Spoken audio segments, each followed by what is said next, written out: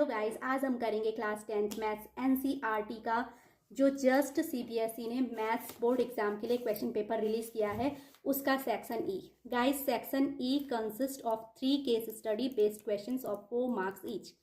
तो जो section E है उसमें 3 क्वेश्चंस कैसे आएंगे, केस स्टडी बेस्ड क्वेश्चन आएंगे।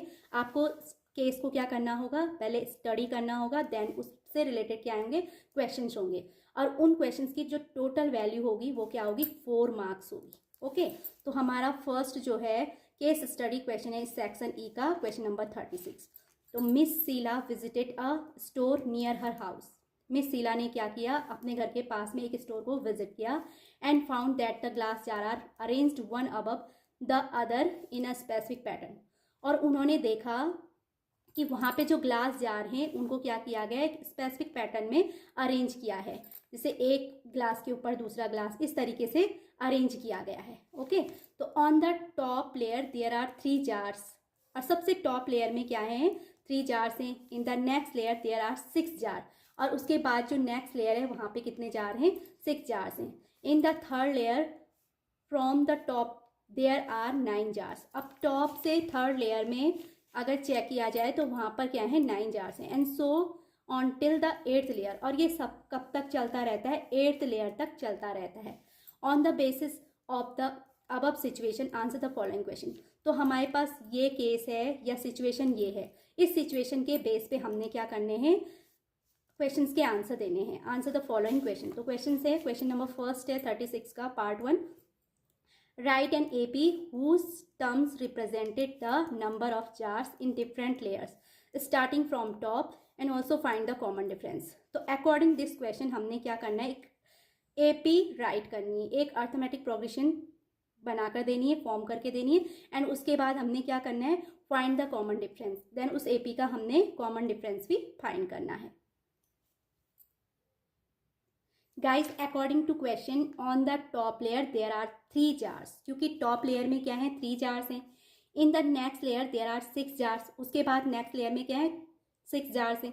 And third layer from the top there are 9 jars, and जो थर्ड लेयर है उसमें क्या है, 9 जार्स हैं। तो दैट मीन्स जो हमारी AP बनेगी उसका फर्स्ट टर्म क्या है, 3 होगा। And AP is 3, then second layer में आपके जार 6 हैं, देन क्या है, 9 है, and dash dash dash dash dash, ये हमारी AP होगी। एंड अकॉर्डिंग टू क्वेश्चन यहाँ पर ये कब तक चलता रहता है, 8th लेयर तक चलेगा। तो कॉमन डिफरेंस 3, 3 2 जा 6, 3 3 जा 9, 3 4 जा 12, एंड 8 टाइम तक ये चलता रहेगा। डैश डैश डैश करके मैं राइट करूंगी तो 8 3 जा होता है 24। तो लास्ट टर्म इसका अकॉर्डिंग टू क्वेश्चन क्या होगा, 24 होगा, 8th टर्म। ओके, अब हमें यहाँ पे हमने क्या कर दी है, AP फॉर्म कर ली है। इसके बाद इस क्वेश्चन के फर्स्ट पार्ट में कहा है कि find the common difference. So the common difference D is equals to, common difference का फॉर्मूला क्या होता है, A2 यानी second term minus first term.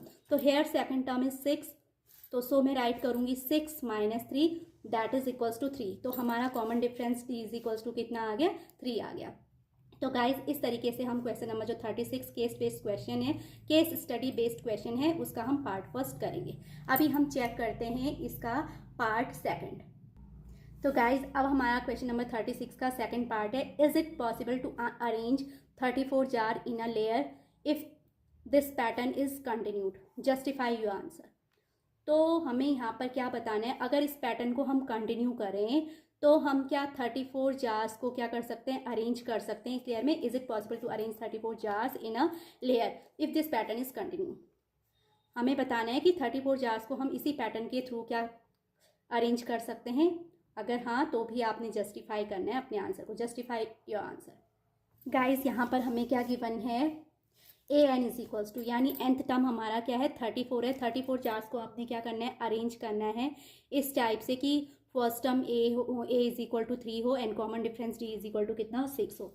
तो that means AN equal to by formula क्या होता है, A plus N minus 1 into D होता है। तो इस फॉर्मूले को अप्लाई करने पर यहाँ पर हमारा आ जाएगा, AN की प्लेस पे मैं 34 राइट करूंगी, A is equals to 3 given है, and plus N minus 1 into D is equal to common difference हमने जस्ट अब कैलकुलेट किया तो 3 आया है।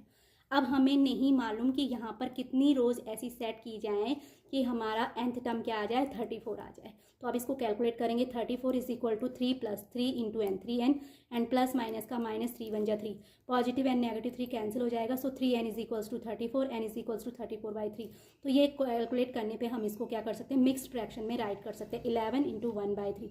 तो 11 होल नंबर है और 1/3 क्या है, फ्रैक्शन के पार्ट में है, तो which is not a complete number. क्योंकि ये कंप्लीट नंबर नहीं है तो हम क्या नहीं कर सकते, so it is not possible to have 34 jar in a layer. यानी कि हम 30, ये पॉसिबल नहीं होगा कि 34 जार को हम क्या रख सकें, किसी लेयर में रख सकें। If the given pattern is continue, अगर इसी पैटर्न को कंटिन्यू किया जाए तो this is not possible to have a 34 jar in a layer. तो आई होप गाइस आपको जो इसका सेकंड पार्ट है वो भी क्लियर हो गया होगा। अब हम करेंगे इसका थर्ड पार्ट। गाइस जो थर्ड पार्ट है क्वेश्चन नंबर 36 का, उसमें ऑप्शनल है, ये जो हमारा ऑप्शनल है, या तो हम थर्ड का ए करें या बी करें। तो थर्ड का ए क्या है, if there are n numbers of rows in a layer then find the expression for finding the total number of jars in terms of n। तो यहाँ पर हमें total number of jars find करने, that means SN हम लोगों को find करना है, total number of jars. Okay, क्या है क्वेश्चन, हम एक बार फिर से रिपीट करेंगे। If there are n numbers of rows, number of rows कितनी है, n है, इन अ लेयर, लेयर एक लेयर में number of rows in a layer है ना, then find the expression for finding the total number of jars in terms of n। तो यानी मुझे क्या फाइंड करना है, total number of jars find करना है, यानी SN फाइंड करना है, एंड हैंस फाइंड S8। अब जब उसके बाद SN हम लोग फाइंड कर लेंगे तो n की प्लेस पे 8 रखकर हम क्या फाइंड करेंगे, S8 भी फाइंड करेंगे। तो guys we know that SN is equals to क्या होता है, n/2 bracket start 2a plus n minus 1 into d। ये हमारा टोटल नंबर ऑफ जार्स के लिए है, SN है ना। तो n इक्वल्स टू हमें यहाँ पर नहीं मालूम, तो n की प्लेस पे मैं n ही रहने दूंगी, n/2 bracket start 2 multiply by a equal to 3 है, plus n minus 1 and d equals to भी 3 है। तो इसको कैलकुलेट करेंगे तो n/2, 2 3 जा 6, प्लस ये हो जाएगा 3 into n, 3n, plus minus का माइनस 3 1 जा 3। तो अब क्या करेंगे, 6 में से 3 माइनस करेंगे तो ये हो जाएगा 3n प्लस 3। तो हमने राइट करा 3n plus 3 whole into n/2 is equal to SN। तो यहाँ से ये आ जाएगा, हम इसमें से क्या कर लेंगे, 3 को कॉमन ले लेंगे। तो 3 टाइम्स n/2 ब्रैकेट स्टार्ट, क्योंकि 3 हमने कॉमन लिया तो 1 प्लस n आपके पास मल्टीपल के फॉर्म में बचेगा। तो अब हमने SN फाइंड कर लिया, पहले हमें SN ही फाइंड करना है, तो ये हमारा आंसर ये है। बट उसके बाद ये फाइनली कह रहा है कि S8 फाइंड कीजिए, तो put n is equal to 8, put n is equal to 8। Okay, तो यहाँ पर SN is equal to 3 into n/2 bracket start 1 plus n में हम n इक्वल टू 8 रखेंगे, तो ये हो जाएगा S8 is equal to 3 times 8/2, क्योंकि n की प्लेस पे क्या रखना है, 8 रखना है, 8/2 n/2 यानी 8/2 ब्रैकेट स्टार्ट 1 प्लस n यानी 1 प्लस 8। अब 1 plus 8 is equal to guys होता है 9, एंड यहाँ पर 8/2 इज इक्वल्स टू 4 होता है, तो 3 टाइम्स 4 टाइम्स 9, तो 3 4 जा 12, 12 9 जा 108। तो हमारा टोटल आंसर S8 की वैल्यू कितनी आ गई है, 108 जार्स। यानी कि हमारी 8th रो में टोटल कितने जार्स, 8th रो तक टोटल कितने जार हैं, 108 जार्स हैं। ओके, तो अब हम गाइस करेंगे इसी क्वेश्चन नंबर 36 का जो थर्ड पार्ट है उसका बी ऑप्शन है ना। अब वो ऑप्शनल है, आप या तो ए करें या बी करें। तो अब हम चेक करेंगे थर्ड का बी।